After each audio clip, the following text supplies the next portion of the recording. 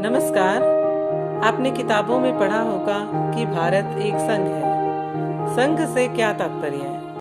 देखिए, जब कोई देश कई राज्यों से मिलकर बनता है तब उसे हम संघ कहते हैं। यानी कि संघ में दो तरह की सरकारें होती हैं, एक तो केंद्र सरकार और दूसरी राज्य सरकार।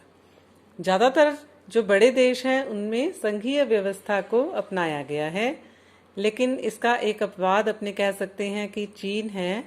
यानी कि चीन क्षेत्रफल में बड़ा होने के बावजूद भी वहाँ पे शासन व्यवस्था जो है वो कैसी है? संघात्मक ना होकर एकात्मक शासन व्यवस्था है।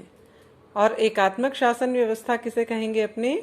जिस देश में एक ही केंद्रीय सरकार होती है, यानी कि राज्य सरकारें वहाँ पे नहीं होती हैं। तो एक ही केंद्रीय सरकार जब किसी देश में हो तब उसे हम एकात्मक शासन व्यवस्था कहते हैं। भारत में संघीय व्यवस्था, देखिए भारत में संघीय व्यवस्था जो है वो कनाडा से प्रेरित होकर ली गई है। किस देश से प्रेरित होकर ली गई है? कनाडा से। कई देशों की बात करें जिनमें की संघीय व्यवस्था है, वो कौन से देश हैं?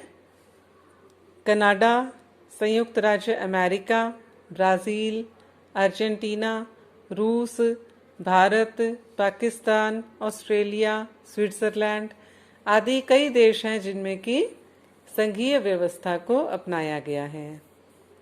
भारत के संविधान में संघवाद शब्द का उल्लेख नहीं है। वहाँ पे राज्यों का संघ शब्द का उल्लेख है। कई कॉम्पिटिटिव एग्जाम्स में ये पूछा भी जाता है। तो अनुच्छेद 1 के अंतर्गत भारत को राज्यों का संघ बताया गया है। जब हमारे देश का संविधान लागू हुआ था, यानी कि 26 जनवरी 1950, तब भारत में एक केंद्रीय सरकार थी और राज्य कितने थे? 14। तो यानी कि राज्य सरकारें कितनी थी? 14। तो एक केंद्रीय सरकार थी और 14 राज्य सरकारें थी।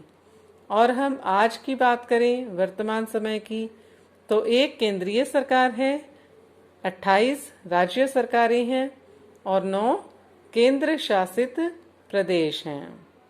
एक केंद्रीय सरकार, 28 राज्य सरकारें और 9 केंद्र शासित प्रदेश हैं।